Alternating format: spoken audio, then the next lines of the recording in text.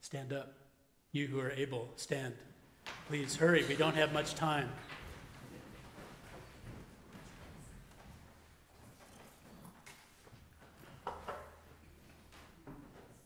As they were coming out of the temple, one of his disciples said, "Rabbi, look, what magnificent stones, what incredible buildings."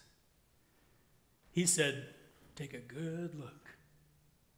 Not one stone will be left on top of another. All this will be knocked down."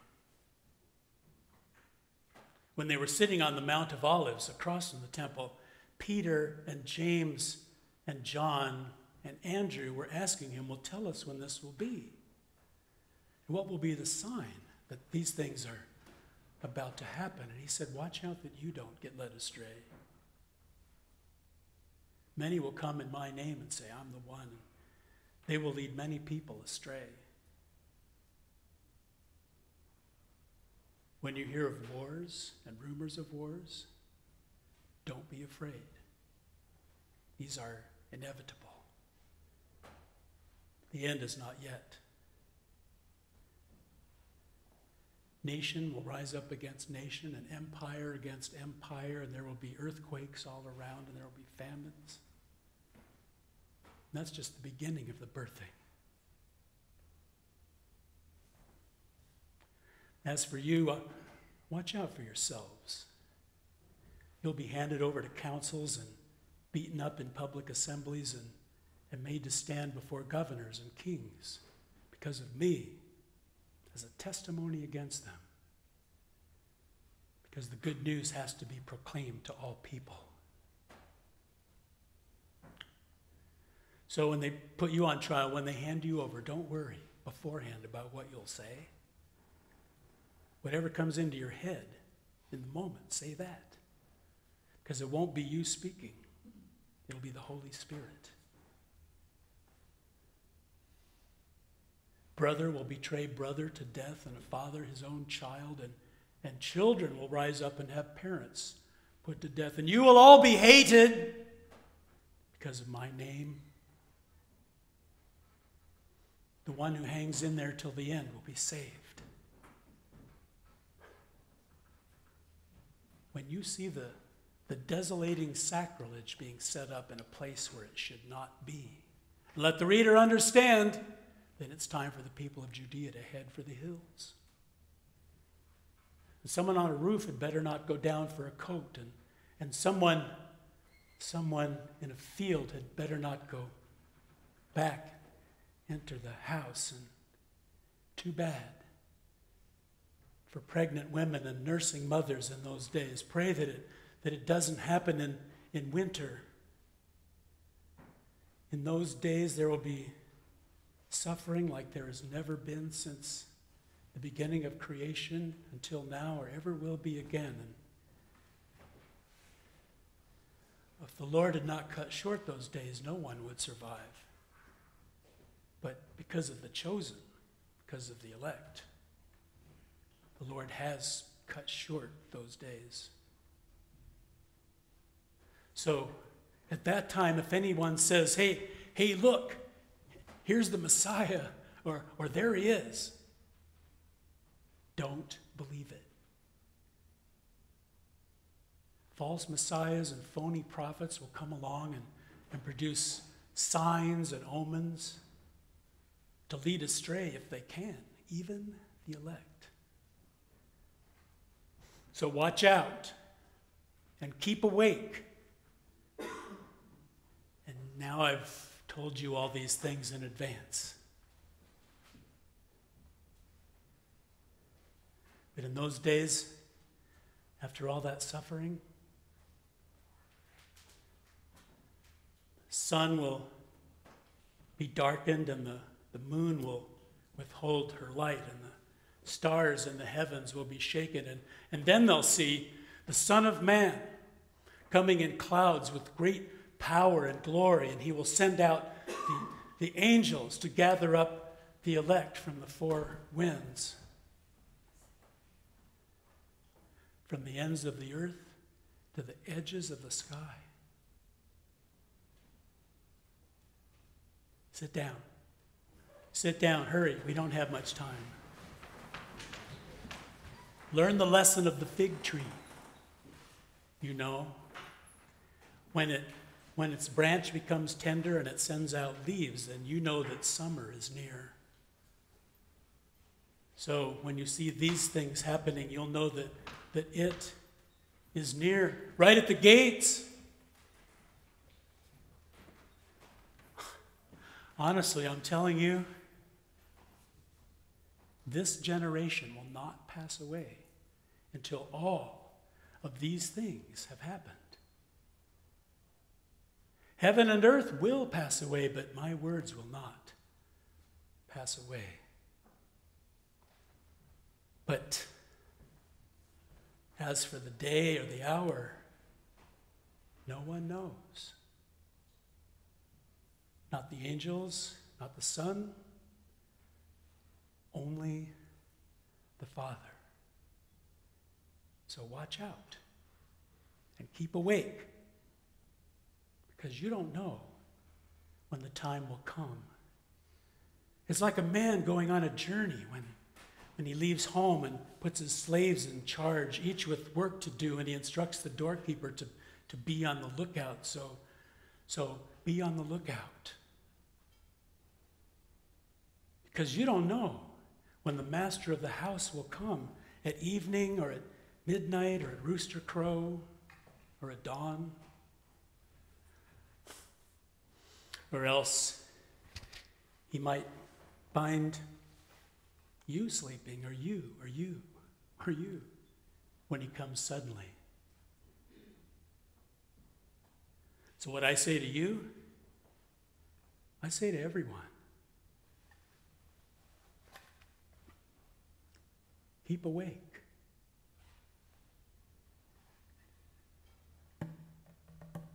Keep awake.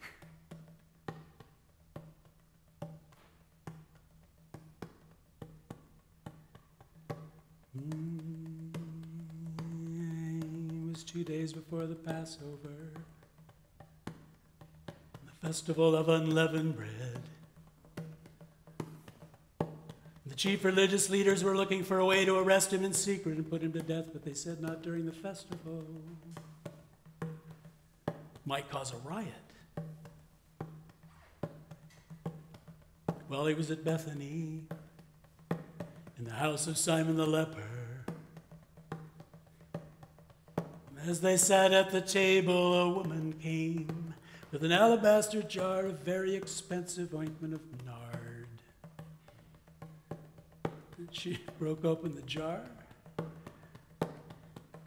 poured the ointment over his head. Some who were sitting nearby were saying among themselves in anger, well, why has the ointment been wasted like that?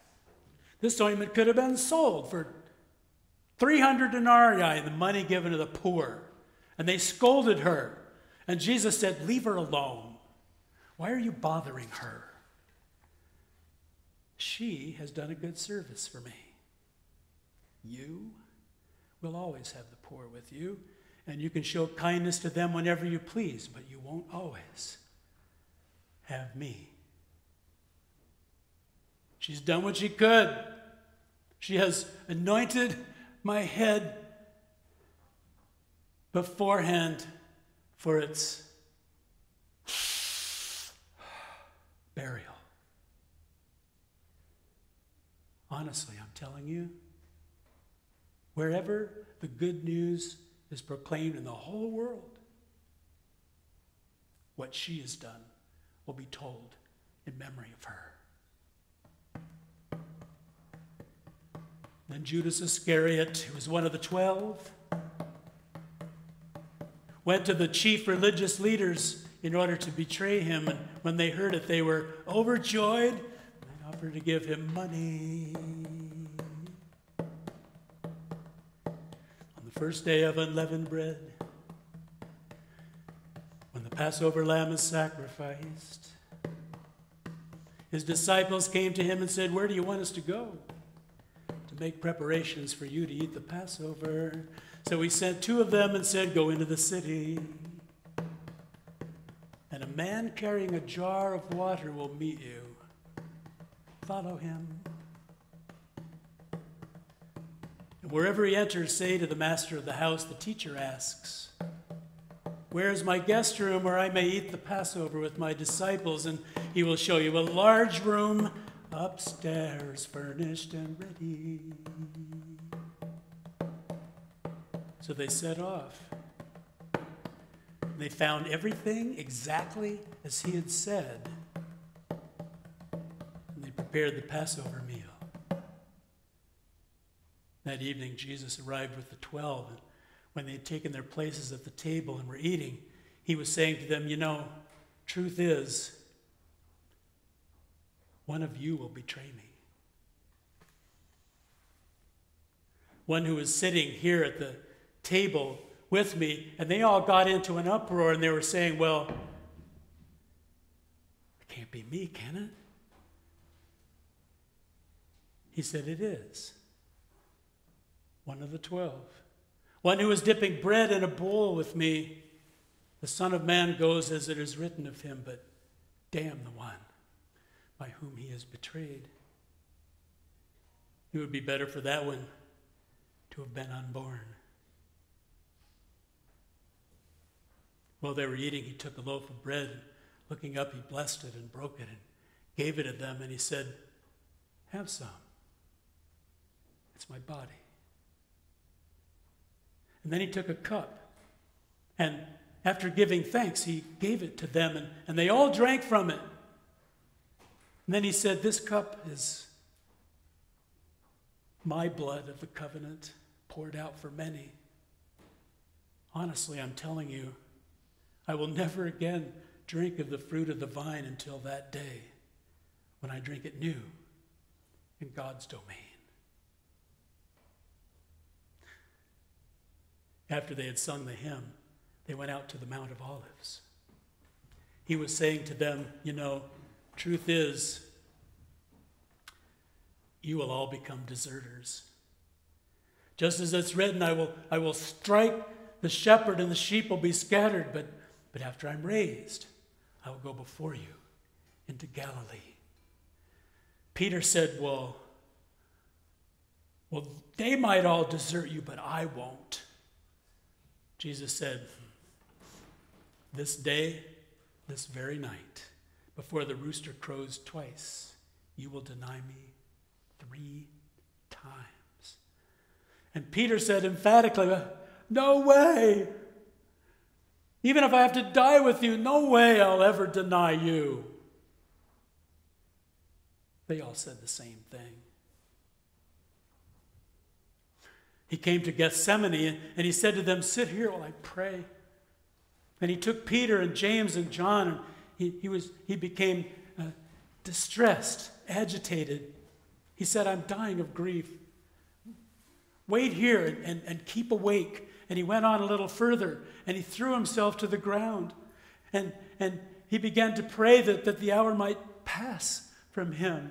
He said, Papa,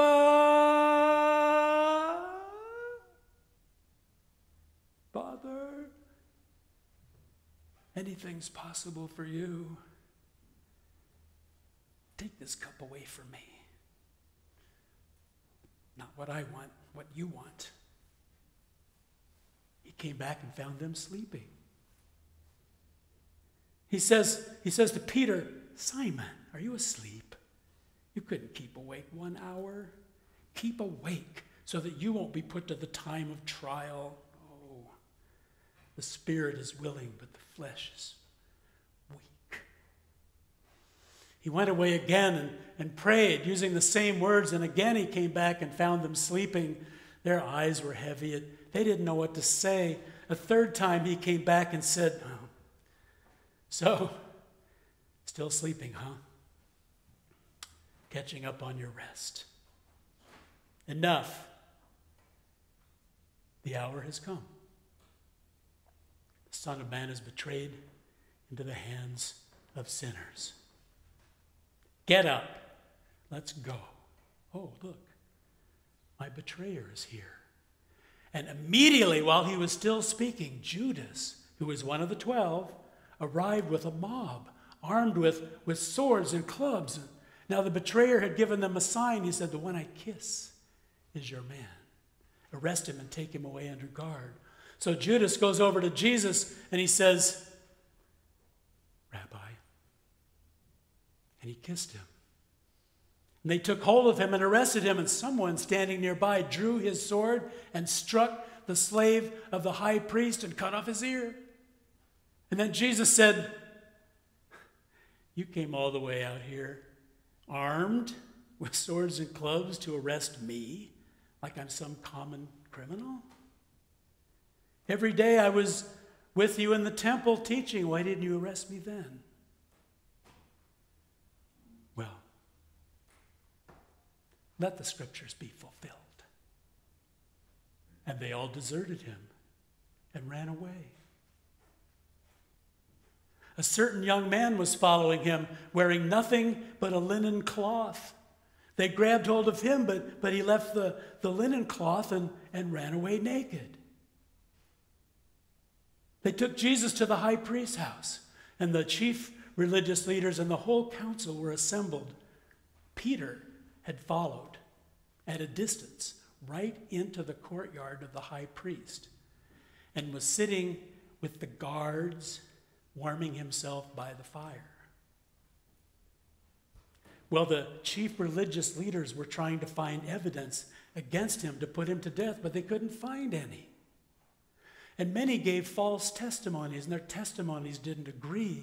And some even gave this false testimony. They said, well, we heard him say, I will destroy this temple made with hands and in 3 days build another not made with hands. But even on this point, their testimonies didn't agree. So the high priest stood up and said, well, you don't have an answer. What is it that they testify against you? But he remained silent. So again the high priest spoke up and said, are you Messiah, Son of the Blessed One? And Jesus said, yeah, and you will see the Son of Man coming in clouds of glory and seated at the right hand of power. And the high priest tore his vestments and said, what more evidence do we need? You heard his blasphemy. What is your decision? And they all declared that he was deserving of death. And they began to spit on him and to blindfold him and to strike him. And they were saying, prophesy, prophesy. And the guards also took him and beat him up. Meanwhile, out in the courtyard, one of the slave girls sees Peter warming himself, and she goes over to him and she stares at him and she says, you were with that man Jesus of Nazareth. But he denied it. He said, I don't have the slightest idea what you're talking about. And he got up and went out into the forecourt. And a rooster crowed. A little while later, the slave girl comes around again, and she sees him, and she comes over, and she says to some people sitting nearby, she says, psst, this man is one of them. But he denied it. A little while later, some of the people sitting nearby said, yeah, you are one of them. You're a Galilean. And Peter started cursing and swearing. He said, I don't know this man you're talking about. And just then, the rooster crowed a second time. And Peter remembered what Jesus had said, that before the rooster crows twice, you will deny me 3 times. And he broke down and cried and cried.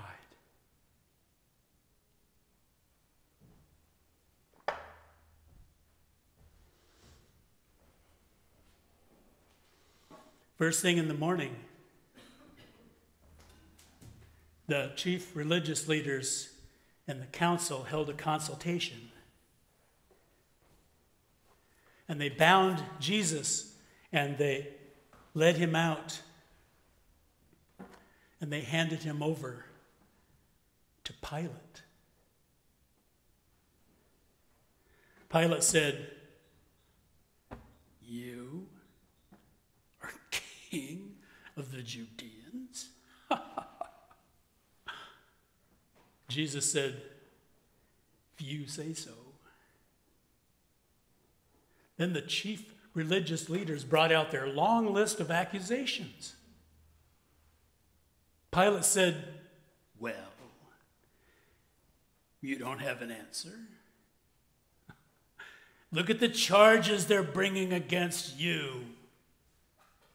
But he remained silent, made no further reply. Pilate was puzzled. Now, every year at the festival, he used to release for anyone they asked for. So now there was a man named Barabbas who was in prison with the rebels who had committed murder during the insurrection. The crowd came together and began to demand that Pilate honor his custom. And so Pilate said, "Would you like me to release for you the king of the Judeans?" Pilate figured it was out of jealousy that some of the religious leaders had handed him over, but meanwhile those religious leaders were out stirring up the crowd, trying to get him to release Barabbas instead. So again Pilate spoke up and said, "Well then, what do you want me to do with the one you call king of the Judeans?" And they shouted back, "Crucify him." Pilate said, "Why? He hasn't done anything wrong." But they shouted back even more, "Crucify him." So Pilate, wanting to satisfy the crowd, released for them Barabbas, and after flogging Jesus, handed him over to be crucified. Then the guards took him to the governor's residence, and they dressed him in a purple cloak, and they twisted thorns into a crown and put it on him, and they began to salute him. They said, "Hail, King of the Judeans." And they struck him, and they spit on him, and they knelt down in mock homage. And after they were finished mocking him, they stripped him of the purple cloak, put his own clothes back on him, and led him out to be crucified.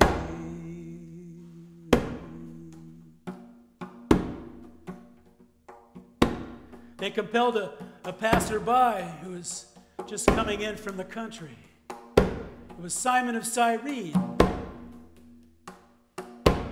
father of Alexander and Rufus, you know. They led him to a place called Golgotha, place of a skull. And they offered him wine mixed with myrrh, but he wouldn't take it. And they crucified him.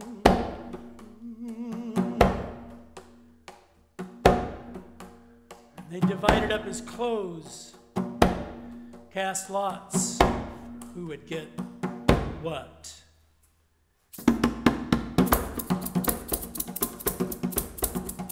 It was 9 o'clock in the morning when they crucified him. And the inscription of the charges read, "King of the Judeans." And they crucified 2 criminals with him, one on his right, one on his left. Right, left, right, left, right, left. People were walking by, were making fun of him. They said, "Ha ha, you who would destroy the temple and build another in 3 days? Save yourself. Come on down from that cross there." And some of the religious leaders were mocking him too. Among themselves, they said, well, now, he saved others, but he can't save himself. Let the Messiah, the King of Israel, come down now so we can see and believe. Those who were crucified with him were taunting him too.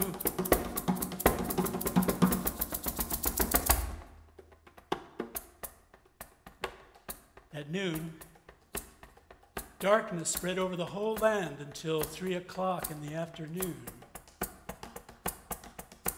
And at 3 o'clock, he cried out in a loud voice, Eli, Eli, lama sabachthani. My God, why have you abandoned me?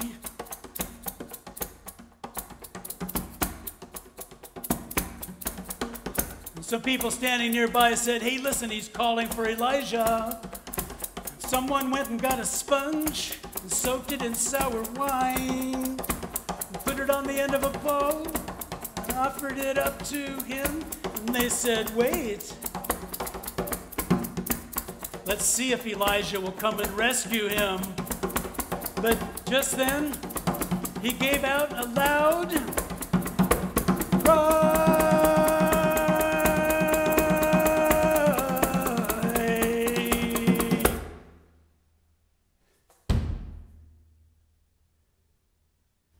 Breathed his last. And the curtain in the temple was torn in two, top to bottom. And the centurion who saw how Jesus died said, this really was the Son of God. There were women watching from a distance. Among them were Mary Magdalene and Mary, the mother of James the Younger, and Joseph and Salome. These women used to follow him too. They used to provide for him while he was in Galilee. And there were many other women who followed him up to Jerusalem.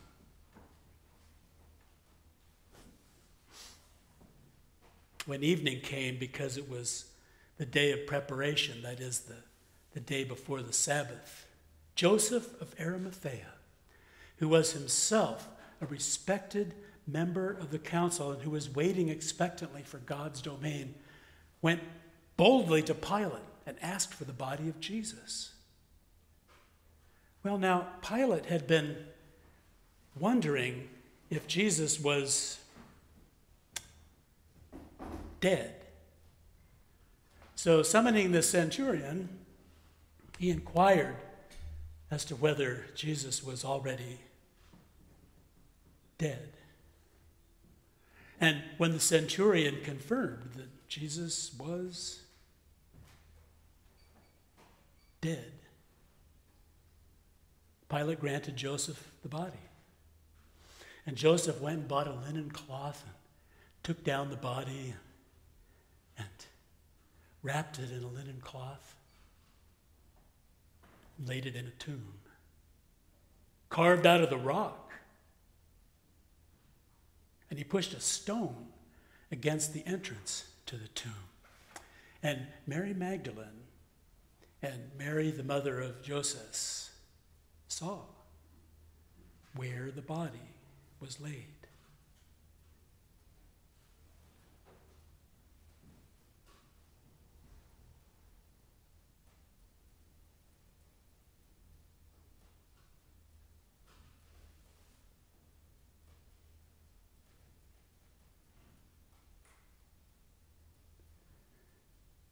When the Sabbath was over, Mary Magdalene and Mary, the mother of James, and Salome bought spices so that they might go and anoint him. And very early on the first day of the week, when the sun had risen, they went to the tomb. They had been saying to each other, well, who will roll away the stone for us from the entrance to the tomb? But when they looked up, they saw that the stone, which was very large, had already been rolled back.